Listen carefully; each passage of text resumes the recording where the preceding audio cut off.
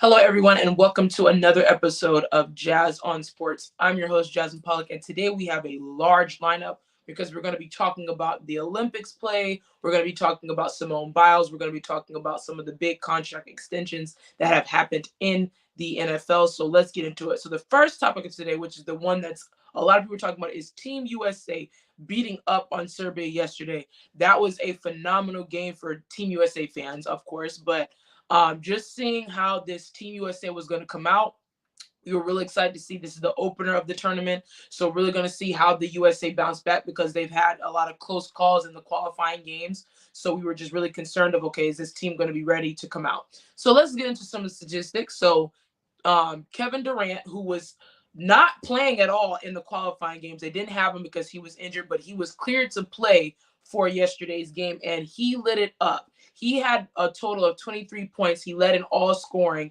for Team USA, and he was 8 for 8 in the first half.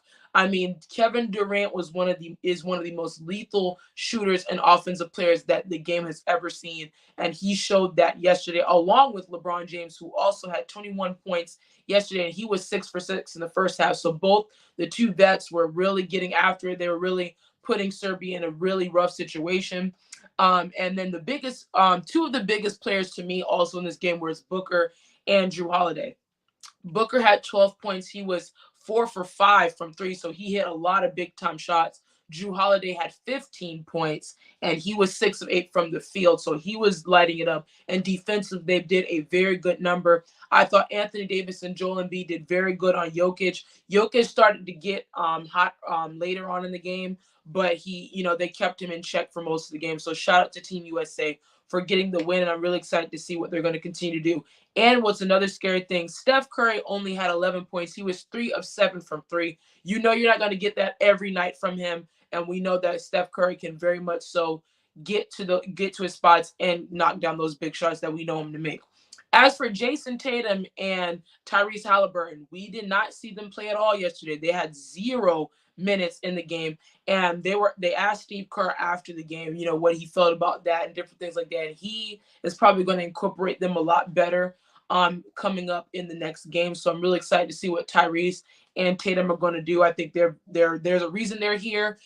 They should be able to be out there on the floor and compete for the gold medal and help their team to win. But Team USA looked very dominant and very strong, and I look forward to see what they're going to do in the coming games. Next, we're heading to the NFL. Jordan Love, my guy, we all know I'm a Packers fan. We've seen it everywhere.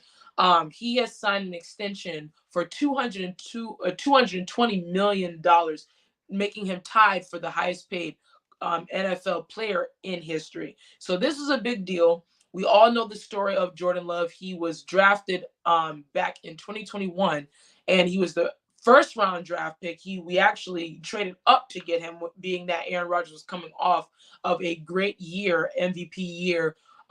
We all know I was shocked. We were there. Remember those moments. Everyone was shocked why we got Jordan Love, another quarterback. It made no sense, but I would hope that we paid him this much. We traded up to get him. This was the guy that we wanted for years, and I expected us to make a big contract by the end of the week. And I said that last week on the show that I expected him to get signed by before the week is out, and that's exactly what they did. So they must have heard me. But shout out to the Green Bay Packers. I'm looking forward to my team definitely making the NFC Championship game. I'm calling it now. I said it on Anthony Greenfield's show and Archie on Saturday that we're going to make the conference final. I don't know about Super Bowl yet, but I believe we have a chance to make it to the conference final, and I'm really excited about that because I love what this young team is doing defensively and offensively. We're heading again into the season as the youngest team in the NFL, so we have a lot of chips on our shoulders, a lot of young guys who have the experience now of getting to the playoffs and winning a playoff game, and now we're going to try to get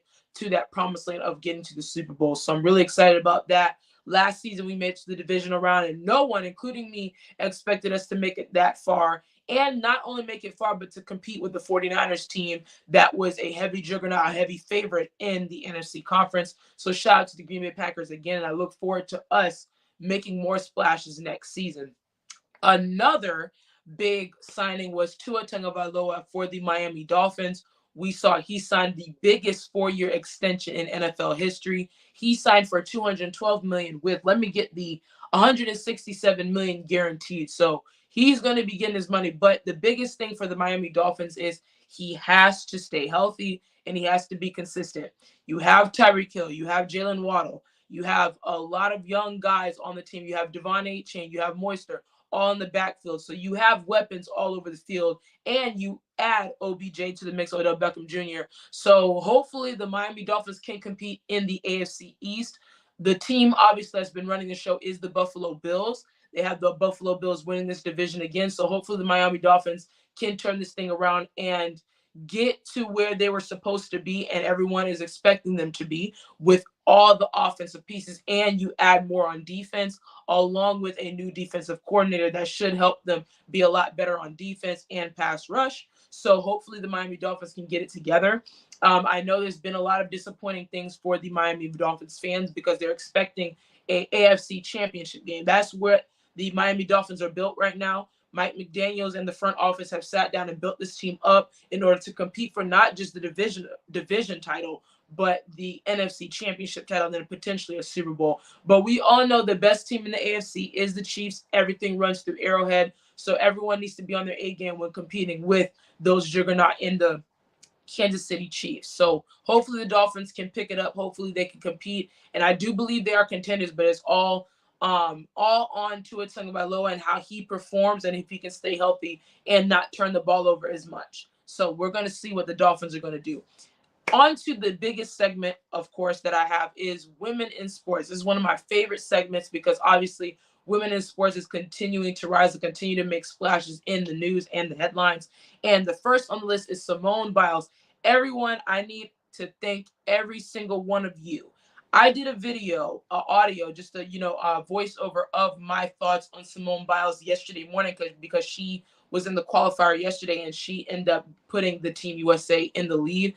That video got over 4,000 views. So I am so thankful. Within a day, I am so grateful for everyone who has shown their support, liked the video, shared the video, and watched the video. 4,000 views is insane. I am so excited about that, and I'm going to continue to give the best content I can. I am so grateful for that. So shout out to everyone who supported the video. But let's get into Simone Biles. She is the greatest gymnast I have ever seen. And for what she is able to do and how everyone is looking at her and how everyone is waiting to see her get on that mat and do what she needs to do, even through a calf injury, she still did what she needed to do, tens across the board. I mean, she is a professional. It shows that she is a vet. She's been here. She's done that. And let's read off some of her stats. 6-time world champion, 6 times. 6-time world floor champion, 4-time world balance champion, 2-time world vault champion, 9-time USA champion, 8 medals, which includes 4 golds.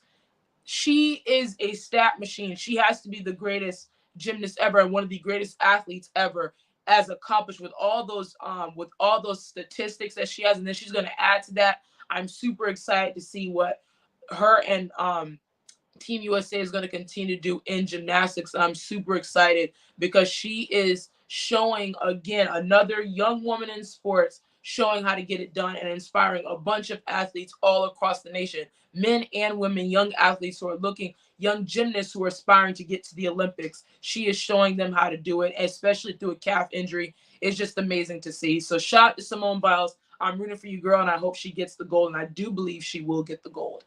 Finally, last but definitely not least, is definitely CoCo Gauff, 20-year-old phenom from the United States in tennis. She is continuing to dominate. This morning, she is now advancing to the 3rd round in the gold medal standing. I'm really excited for this because she has been battling it out. She has been making a name for herself ever since she came in at 18 years old. So I'm really happy for CoCo Gauff. Let's read some of her stats as well. She's advancing again to the 3rd round. She was a flag bearer, the youngest to do that. And she was side by side with the LeBron James. I mean, that's a great thing. She is the youngest American woman to win a singles match at the Olympics since Venus Williams in 2000.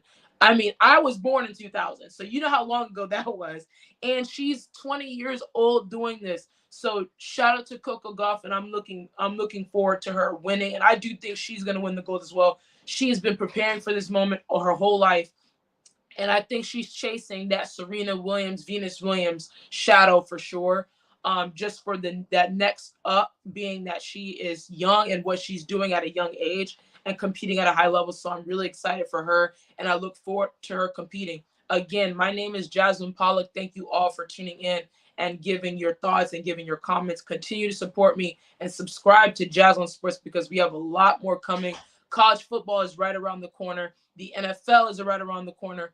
WNBA, NBA is going to be coming back. So there's a lot of sports topics. And then, of course, for all things Olympics, please make sure to tune in because I'm going to be pushing out a lot more videos this week, next week regarding the Olympics because we have a lot to get into. So many exciting things. And I want to give a special shout out to Sudan, the basketball team. They won their first ever game in the Olympics, being that this is the first time being an Olympic team on Saturday. So shout out to South Sudan. They are really going to be a team to reckon with. I am afraid of them. If I'm the Team USA, that's a team to watch out for. And then, of course, Canada, they're going to be competitive. France with Victor Wembanyama and Rudy Gobert, they looked phenomenal yesterday. And I'm super excited to see what this team is going to look like in for Sudan. So the Team USA has some teams to look out for, and it's not going to be easy, but I do know this Team USA, if they can continue to do what they did yesterday, I don't see anyone beating them. But shout out to Team USA and shout out to all of our NBA players who are playing for other teams as well. That wraps up the show. Thank you all again. Please make sure to subscribe. Thank you, Jay, for the production. I will see you guys next Monday for more sports talk here on Jazz on Sports.